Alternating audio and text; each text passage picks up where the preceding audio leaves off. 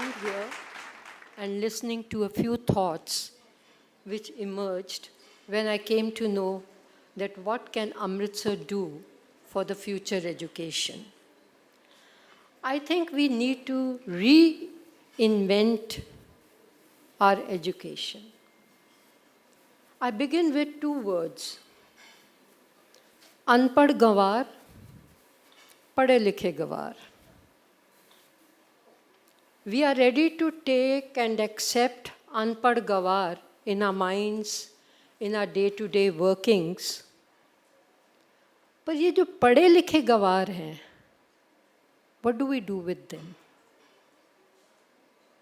As far as I can reflect, our total education system, be it school, be it college, be it the university, is just creating charge of the lumpen brigade. We used to read charge of the light brigade, but now it is charge of the lumpen brigade. So what happens? Where is education? First of all, what is education? Is education for a degree to get a job? Is education for some kind of success?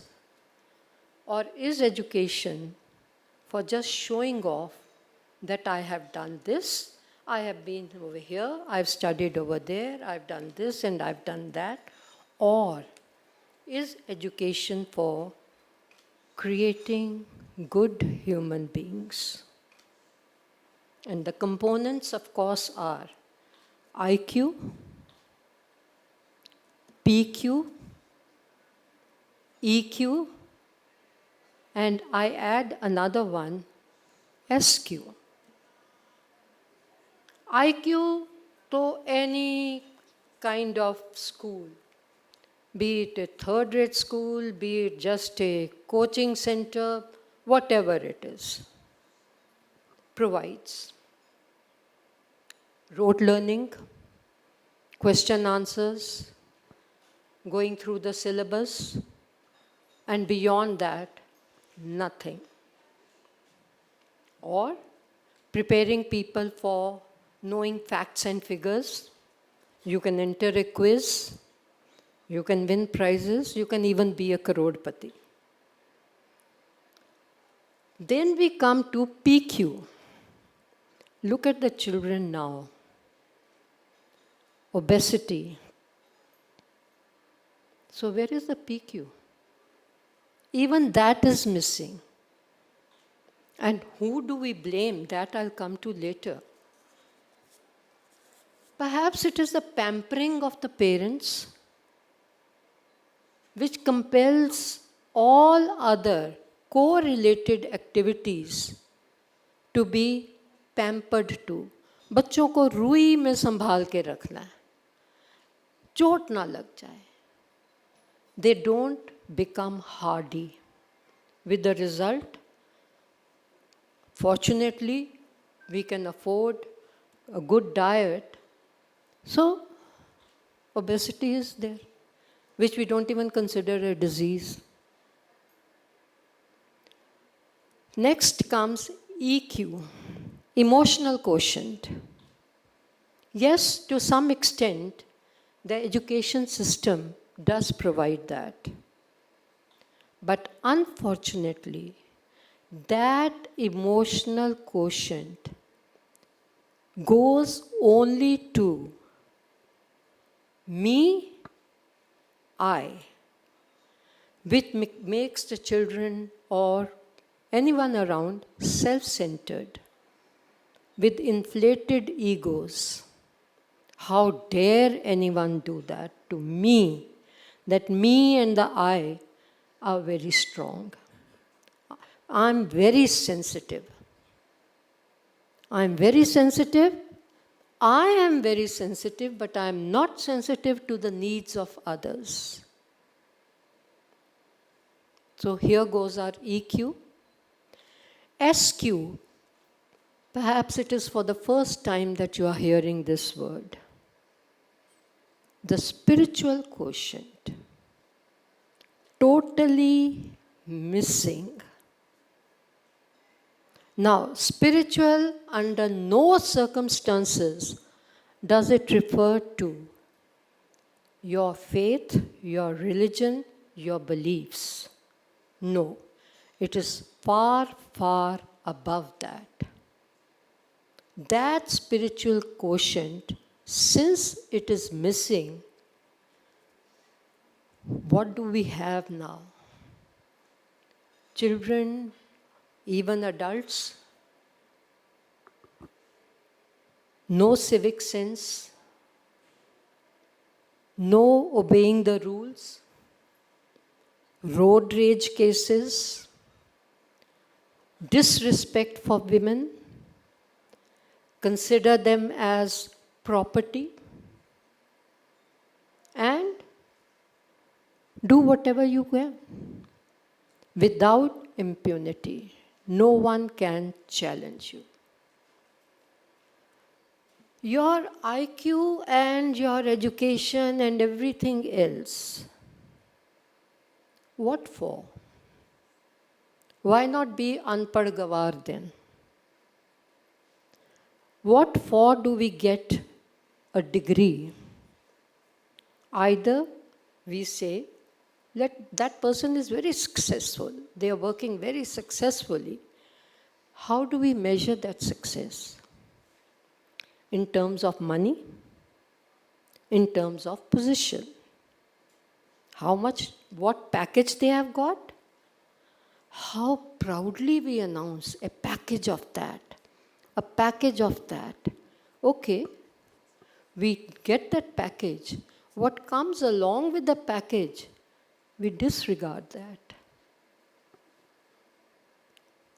No problem, take a package. But what went into getting that package? The rat race competition, in which the child lost perhaps 4 years. Nowadays they have started taking those competitions from 9th standard onwards, where bogus admissions are done, fake admissions in schools, and coaching classes everywhere are thriving. So coaching, what does it do? At the most, it will increase my IQ.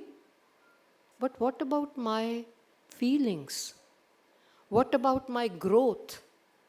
My mind is not growing. So the mind is stunted.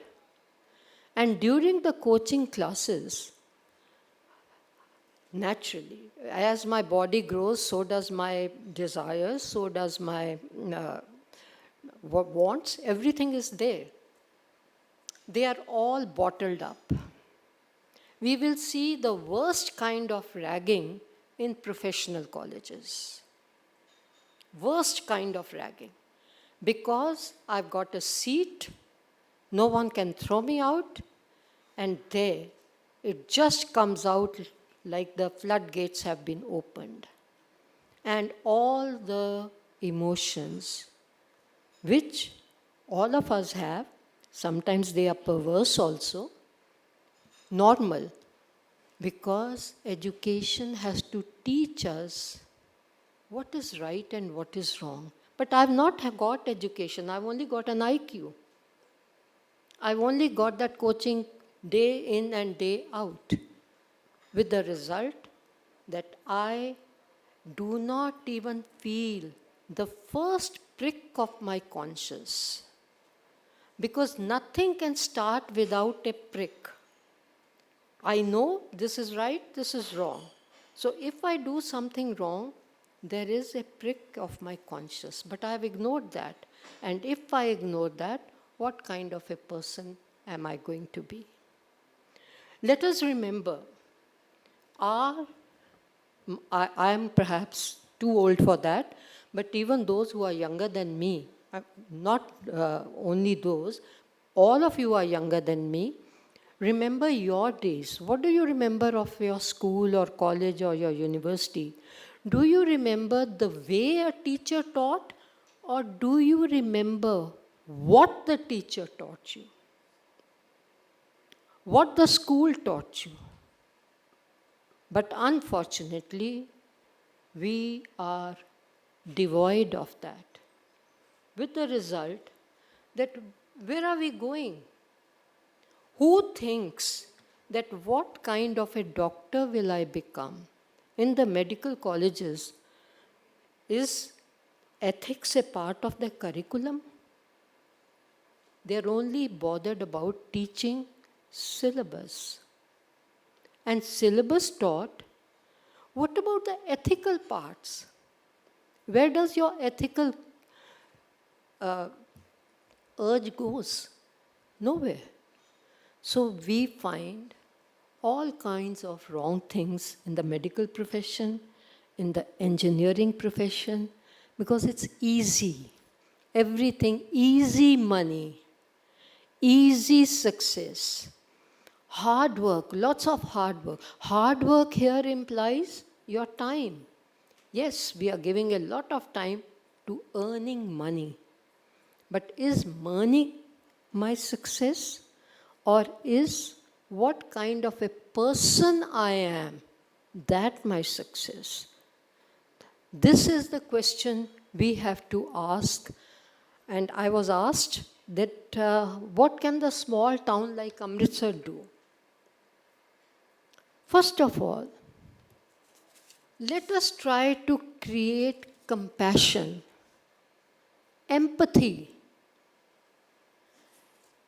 lack of hatred. Let us rise above caste, color, creed, religion. Let's not wear our religion and our caste and our class on our sleeves. That is not needed. What we are is the essence. That is what our mind has to grow.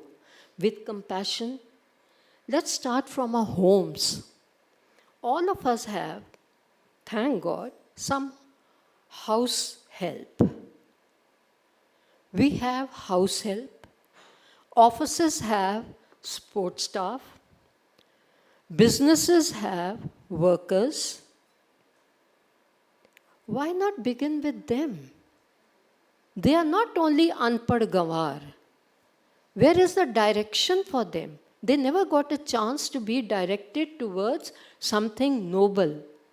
Why not have frequent discussions with them? Even in my office, if I have a few people, why can't I take a day out once a month when I call their families together and let them have a feeling of oneness? Over a chai and a samosa, which is not much, you people spend thousands on one outing in a restaurant. So why not have chai and samosa over a family get-together?